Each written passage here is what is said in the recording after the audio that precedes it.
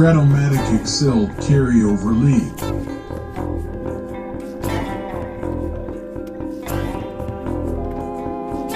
Brought to you by the Shrimp Troll.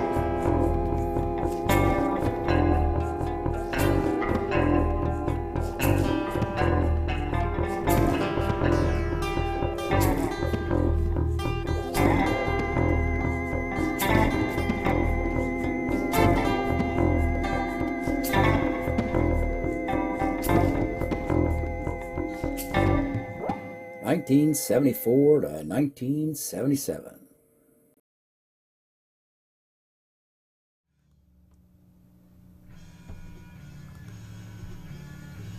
Welcome back, baseball fans. 1974-77 Carryover League. We're continuing in the first round of the Race for the Pennant postseason tournament action. Battle between the Ohio players and the Cleveland Indians, which on paper looks like it would be one of the closest battles on the slate in the first round action. Let's take a look as to why that would be. Here we are in first round matchups, and we like to see best of sevens. That's when a team is separated by a game or less. Just hasn't been the case the way the schedule's played out. We've had a lot of teams climbing up and falling down the ladder.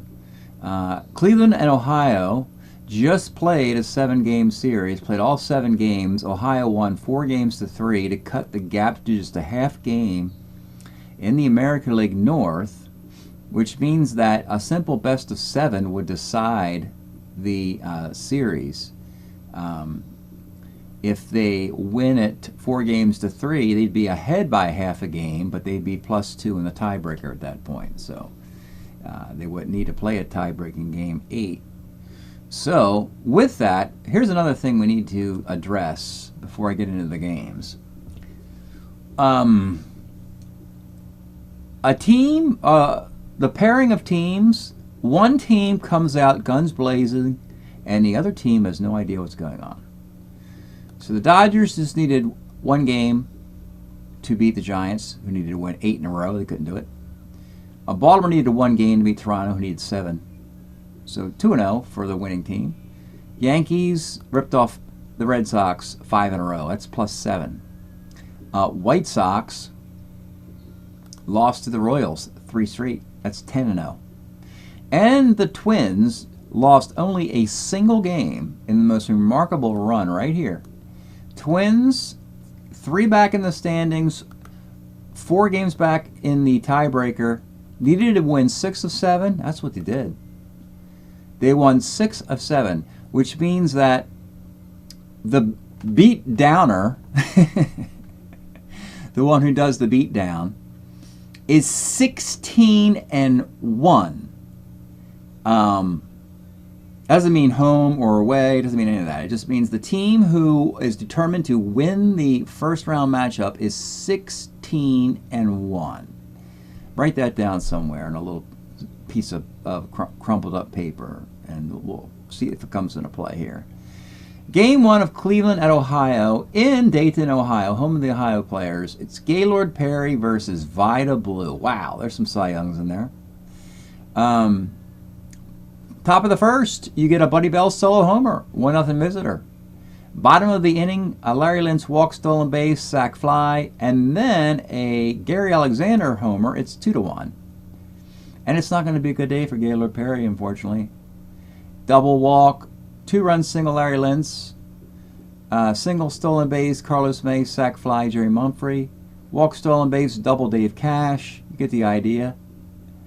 A single Carlos May, 2-run homer Elrod Hendricks, and before I forget, in the 8th inning, a single, RBI single, another 2-run homer Elrod Hendricks. What's going on with the 215 hitter? This is 11-2. Blue Perry, 11-2.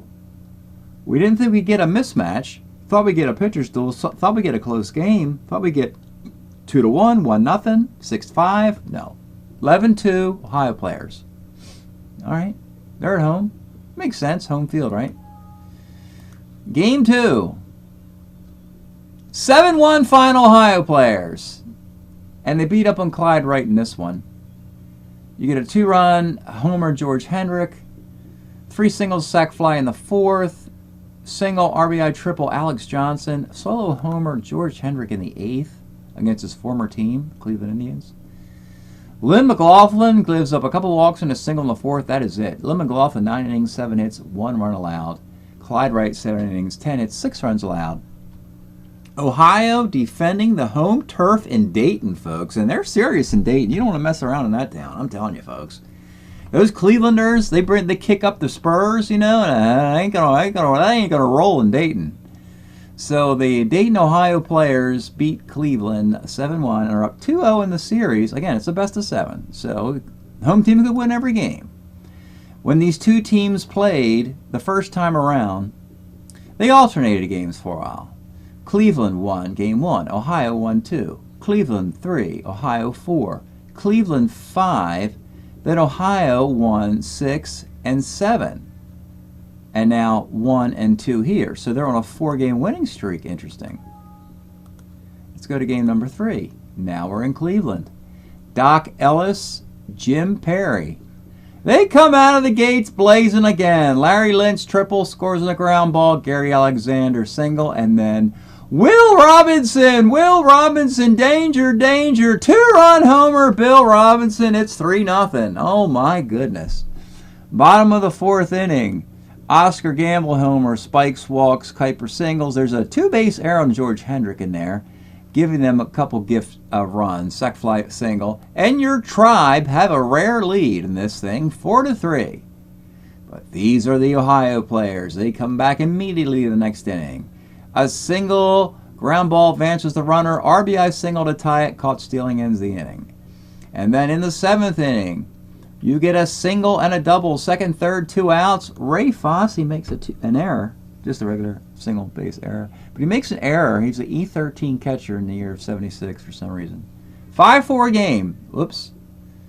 And then after that, there's nothing going on. 8 innings for Doc Ellis, 6 hits, 4 runs. Only 1 was earned. 4 walks, 3 Ks. Diego Segui, an uneventful 9th inning for the de facto closer. In air quotes, we can call him the worst closer in the league. Sorry, someone has to be. His ERA is 4 for your closer. He's just better than the other guys in the Ohio bullpen, which is very poor, to be quite honest. Doesn't matter. Ohio, 5-4 victory, and they have ripped off 3 in a row. The guns blazing teams now are you ready for this? Are you sitting down? 19-1.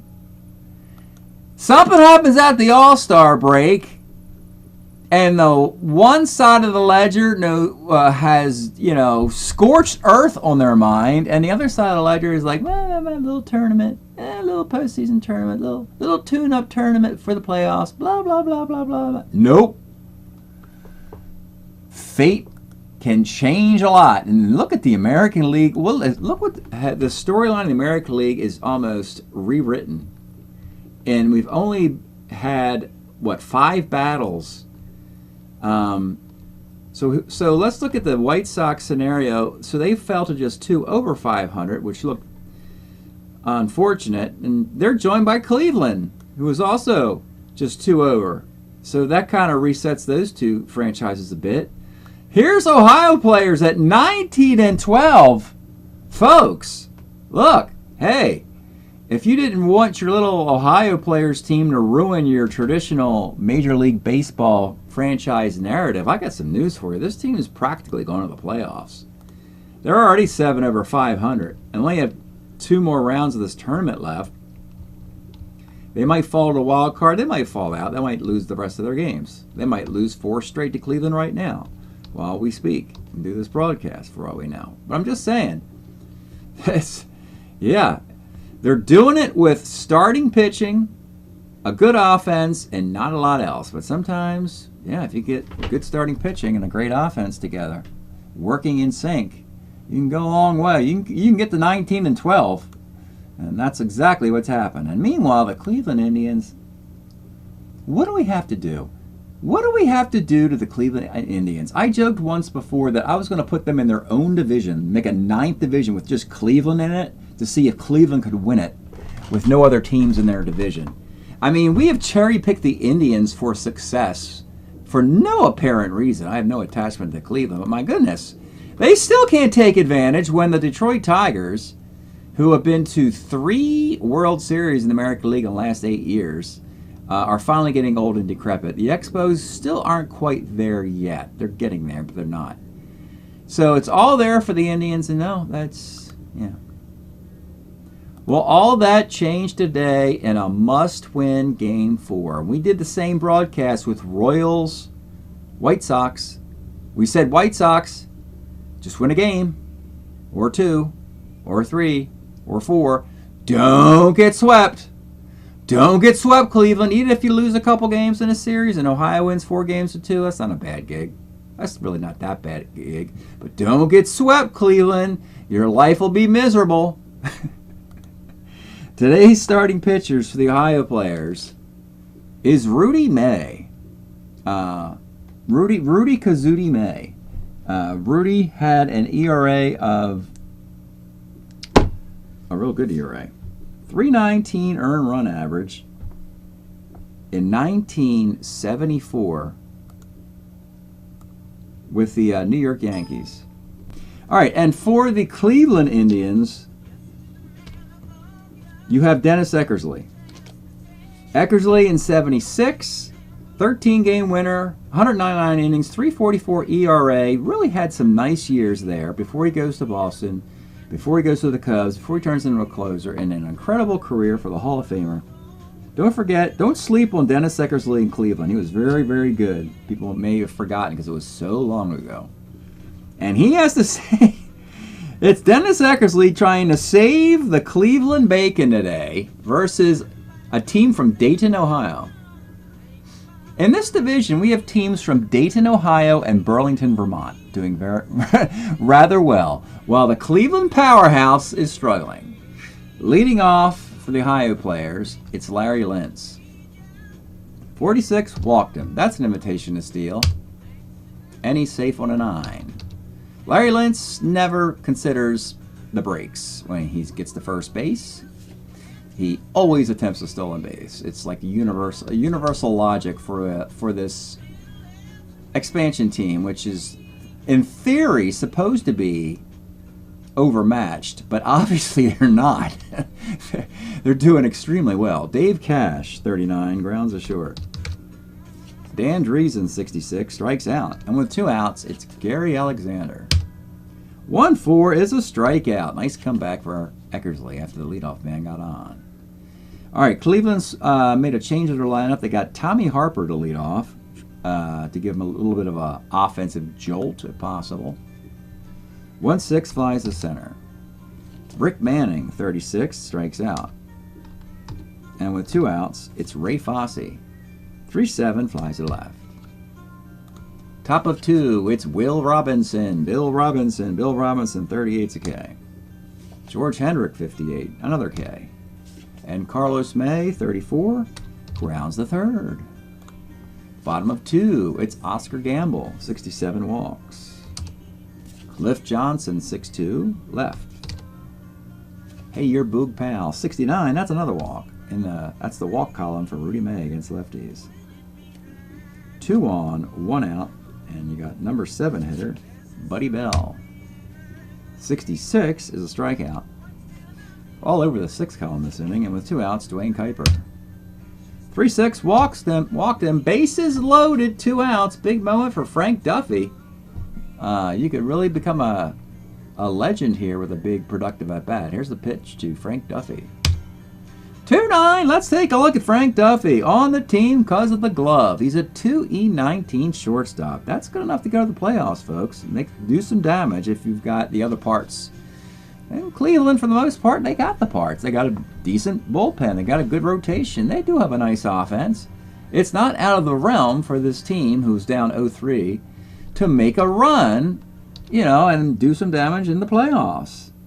Frank Duffy, I mean, my goodness, you know, Larry Boa wasn't much of a hitter. Bud Harrelson wasn't much of a hitter. And Frank Duffy hits 243. 2 nines, a base hit to left field. 1 run scores. Boog Pal, he's going to jam those brakes on a third base. Slow down there, big guy. All right, bases reloaded. 1 run in. Tommy Harper is the batter. Here's the pitch. 43, pitcher X, Rudy Megan. You field your position. E0, yeah. You still have to roll for the visiting team. You could get a single here, and you do not. All right, we go to the third. Leading off for the Ohio players, Jerry Mumphrey. 312, Lomax. Elrod Hendricks, no 2-run homer here. Left X. Your left fielder, ooh, out, oof, oofed. Tommy Harper's out there in left field. A little past his prime, Tommy Harper. You smell that? Yeah, he's scorched out there in left field, and he gets up a single. Yeah, it's a 4 + 4, he's 16. That's, yeah, it's not going to win any elegance awards. Larry Lentz back up top here. 58 is a K with 2 outs. Dave Cash. 46, another K for Eckersley, a strikeout artist. Early in his career, he's got 6 of them in 3 frames. Rick Manning leads off. 38, grounds at first. Ray Fosse, 57 is a K. Oscar Gamble, 56, flies to right field. We go to the 4th. Dan Driesen, 46, is a walk. The lefty. B. Steeler, he'll stay there for the moment, down a run. Gary Alexander, 6'11". Pitcher X, Eckersley, can you field? Yeah, you're pretty good. You're a 2E7 pitcher. That's a double play. 2 slick fielding moundsmen today. 2 outs. Bill Robinson, single 1 to 7, catches it. He's been catching those all year long for the lone Ohio All-Star representative. 2 outs, man at first. George Hendrick. 110, a roller to short. Bottom of the 4th, it's Cliff Johnson. 3/8's a K. Hey, you're Boog Pal. 2-7, single 1 to 5, lines out. And with 2 outs, it's Buddy Bell. 4-9, triple 1 to 4, base hit. Kuiper. 1-6 is a single for Kuiper to center field. Bell will not get thrown out at third. And once again, we got Frank Duffy in the trying to carry the team on his back in an RBI scenario here with 2 outs. Here's your pitch to Frank Duffy. 69 off Rudy Mays, single 1 to 6, and he catches the 6, but I won't bring the run in, as Bell did not go to third on the previous single.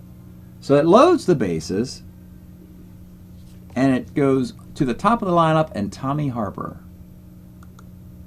4-11, first X. Driesen's a 2E15 at first base. That's an E16 error. You got to put it in his proper E rating. And it's a GBA. All right, we go to the 5th. 1-0 game. Carlos May. 3-2, rolls the 3rd. Jerry Mumphrey, 45 Ks. Elrod Hendricks, 211, a roller to 3rd. Without question, the best start in this series. Dennis Eckersley, Gaylord Perry, Clyde Wright, Jim Perry to a certain extent, they all got knocked around. Not today. Dennis Eckersley, in his Oakland A form, closing out saves in 5 consecutive innings. Bottom of the 5th in Cleveland. Let's pause a moment for station identification. This is the Shrimp Trawler video channel. Este es el canal de videos de camaroneros. Cleveland has to get this W. It's very important. I mean, they'd go to 1 over 500, my goodness. And it opens up a Pandora's box of problems. Leading off here in the 5th, it's Rick Manning. 45 strikes out. Ray Fosse, 1-5, grounds short. And Oscar Gamble, 6-4, popped to 3rd. Back to the streak of the dominant team. Home and away has not mattered. The Twins went to Milwaukee, beat them in Game 1. Went to Milwaukee, beat them in Game 2. Went to Milwaukee in Game 6, beat them. Went to Milwaukee in Game 7, beat them. Okay? So it's not like, oh, the home team's winning all this stuff. No! No, it's just the determined team, the dominant team. I don't know. It's never been this lopsided where one team is just smashing the other, but we have that, and it's kind of fun actually. To see how the toppled. It's like the first round of a Hagler-Hearns fight. You know, how are you going to come out for round 2 in this tournament, you know? We'll be done by round 3. All right, Larry Lentz leading off in the 6th. 68 is a base hit. We know what he's doing. He's going to attempt to steal, and he's safe, and a T1, he's there. If you're wondering, for a T0 catcher, as far as I know, and the 16 years of the timeline I use, only Rick Dempsey was a T0 catcher with it was a 1-4 E2 T0 in 1981.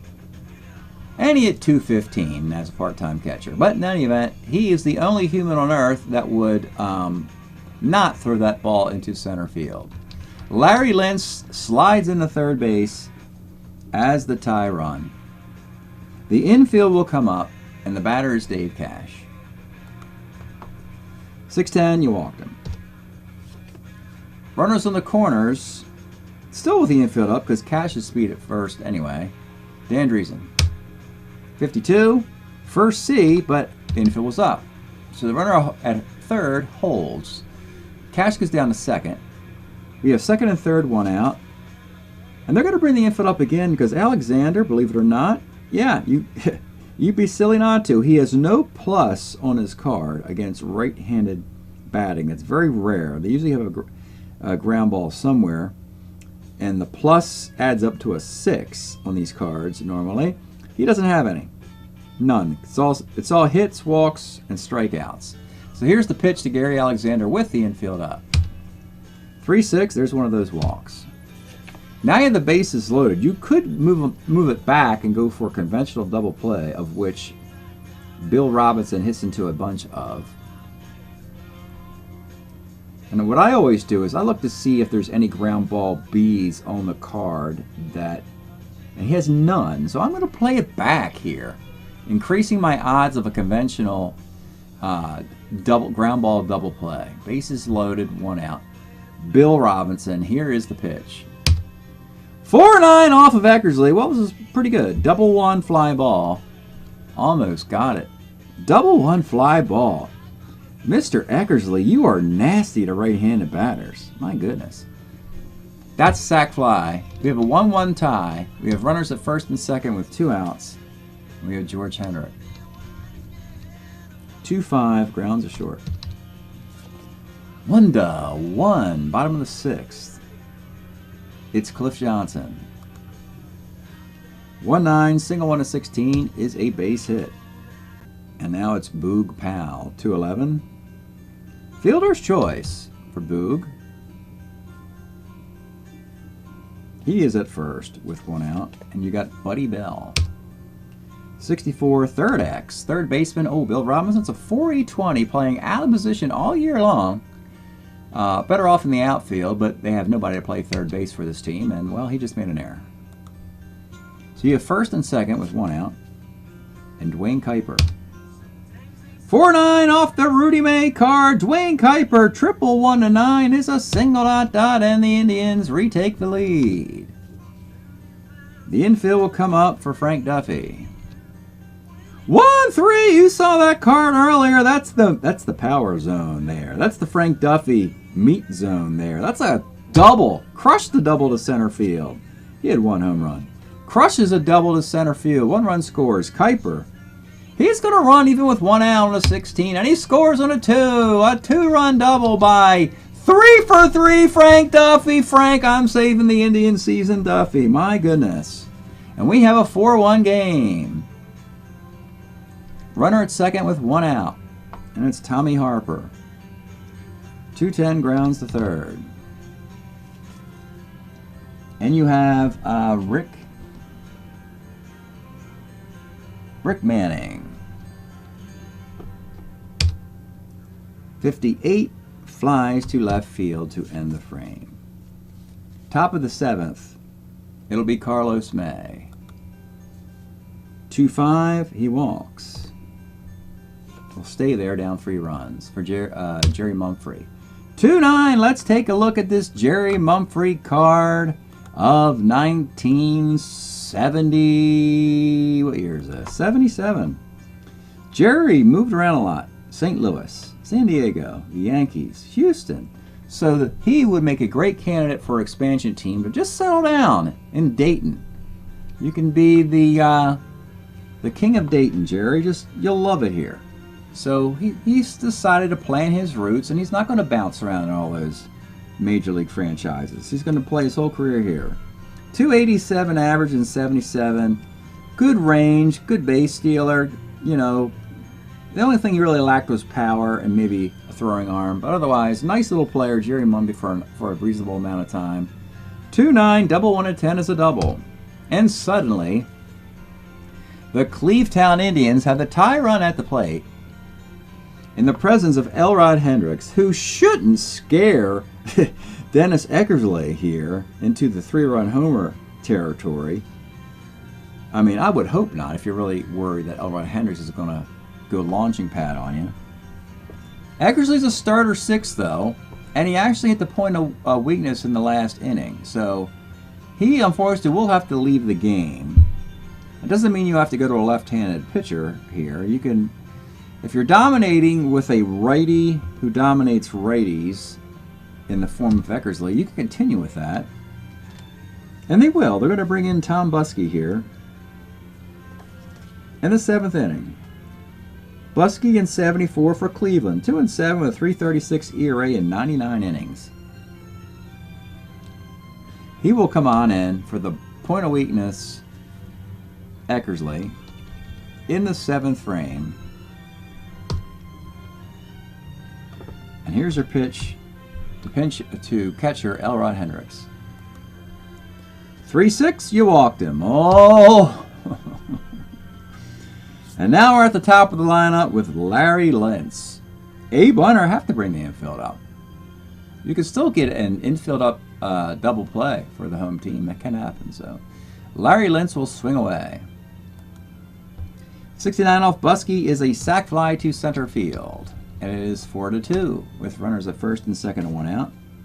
And you got Dave Cash. 4-4 is a pop to third. And with 2 outs, it's Dan Driesen. 3-9, you walked him. And you've reloaded the bases for Gary Alexander. Let's take a look at the card because we didn't look at it an inning ago. What a great year for he with the Giants in 77. Then he goes to Cleveland and he's okay, but not nearly as this would be in a small cup of coffee, short cup of coffee, half a cup of coffee, a shot of coffee, whatever it is. 119 at-bats. He's 303 with 5 home runs, and this is the card he gets. And that's a great card for your catcher. Again, the pluses, you'll see them on the left side. There's 6 of them there, 6 pluses. None on the right side. Neat little anomaly here. Buskey's got to bear down here in this situation. Bases loaded, 2 outs in a 4-2 game. Here's your pitch to Gary Alexander. 5-10 catcher's X. Can Fosse prevent the pass ball or wild pitch to keep it a 2-run game? He's a 2E13 catcher, and he does! There you go. Break for Cleveland. Your 2 catching Fosse, no pass ball or wild pitch. He blocks it nicely, and that's simply a foul out, and the inning ends 4-2. Cleveland getting optimistic here, you know? Building a team, building an offense around Frank Duffy.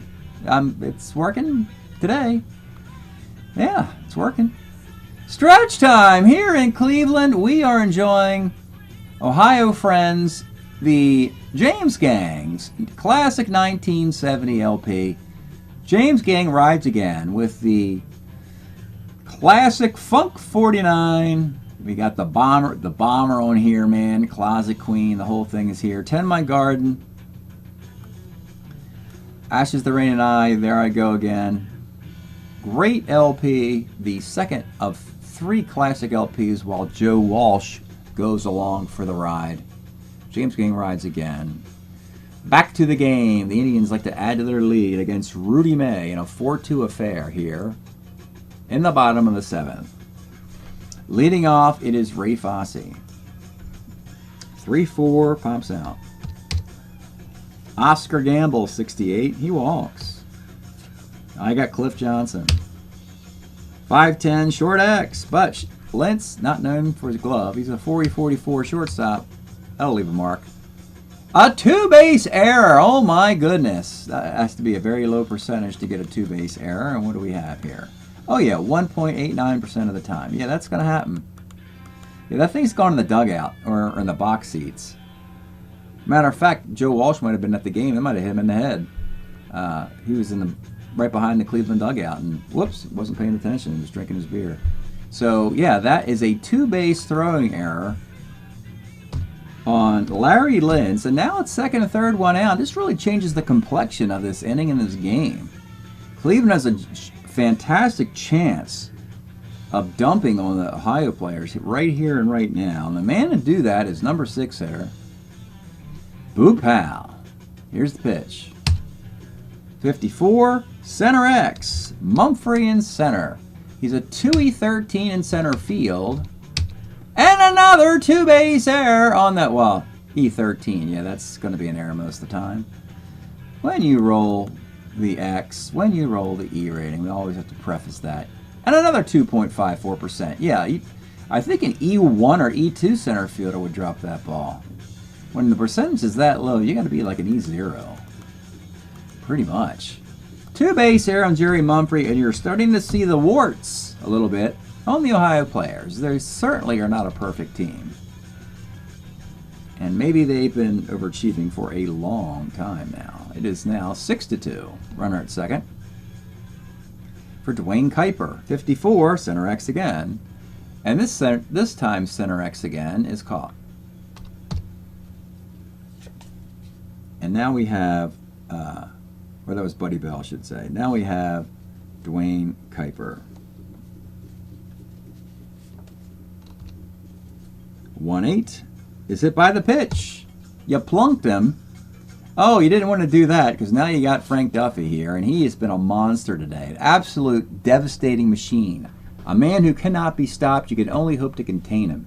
Can they contain and limit the damage that Frank Duffy inflicts here in the 7th inning? Here's a pitch to Frank.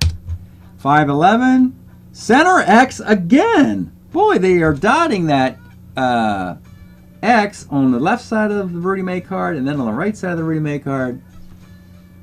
This time it's a fly ball A, but the inning is over. And they get 2 unearned runs in what could have been 5 outs used in the inning. 6-2, it seems safe in the 8th. Tom Buskey will eventually give away to Jim Kern, we believe. He's a relief 3. We'll let him continue in the 8th. Bill Robinson, 5-10, catcher's X, Ray Fosse. That's a pass ball. George Hendrick, 58, short X for shortstop. There's Duffy, 2E19, he makes the play. And Carlos May, 2-9, is hit by the pitch. He's at first with 2 outs for Jerry Mumphrey. 3-11 is a fielder's choice and 2 very strong innings for Tom Buskey today in a 6-2 Cleveland lead. All right, we've seen enough of Rudy May today. He has pitched well. His defense hurt him there, hurt him there, hurt him there. And it almost seems like a law of averages where Ohio's defense will, and their potentially now the bullpen, will come back and bite them. Speaking of bullpen, Mike Norris comes in. He on the roster, they like to get these guys on the roster sooner than later when they have a future, a rosy future coming up.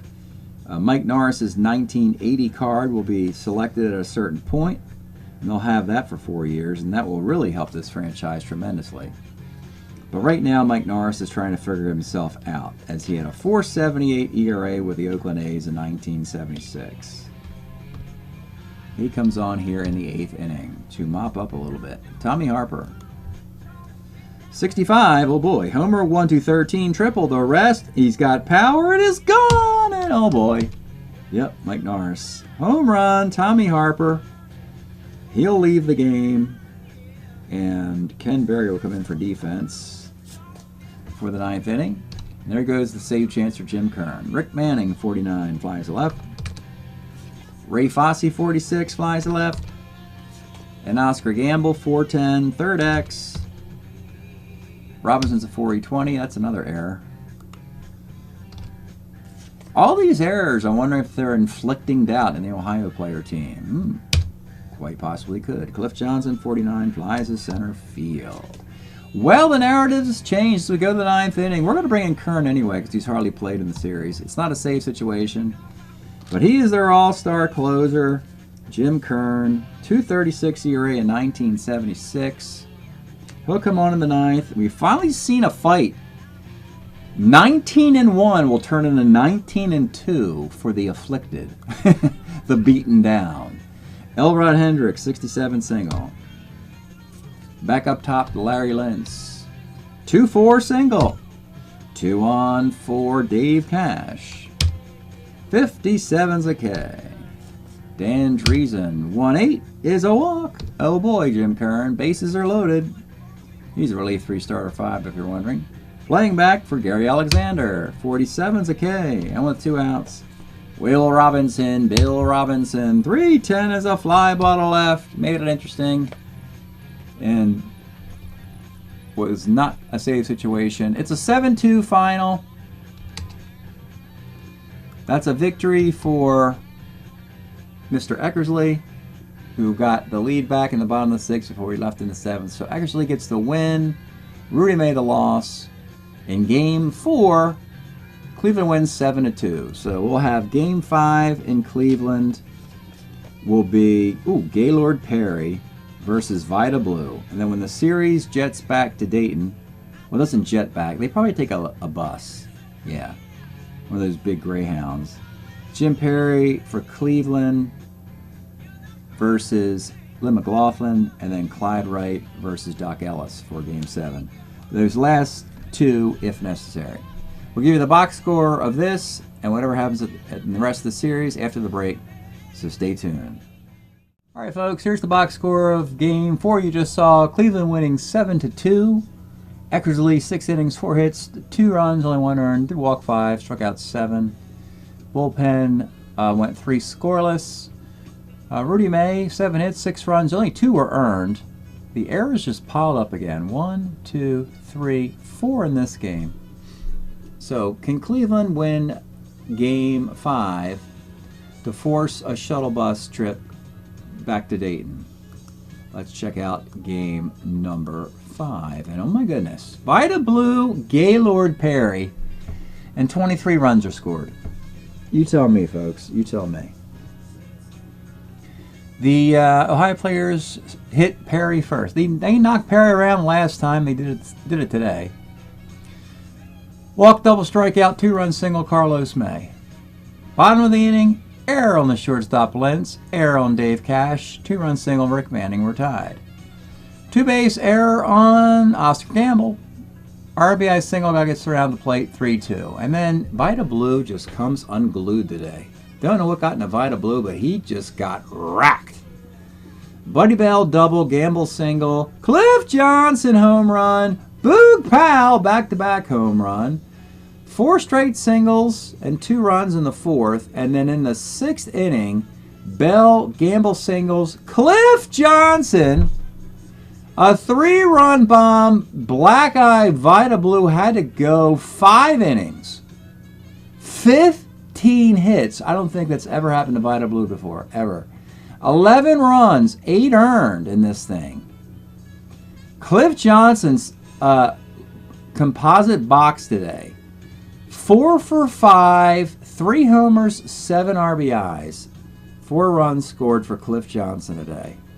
Boy, if he could just, extend that dominance to longer stretches, he wouldn't have gotten traded to so many different teams. But he usually produced like an MVP for a couple weeks, couple months, every city he showed up at, and then, was the All-Star for Cleveland, him and Jim Kern.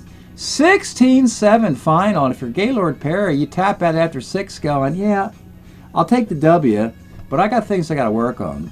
Gaylord Perry, 6 innings, 7 hits, and 5 runs.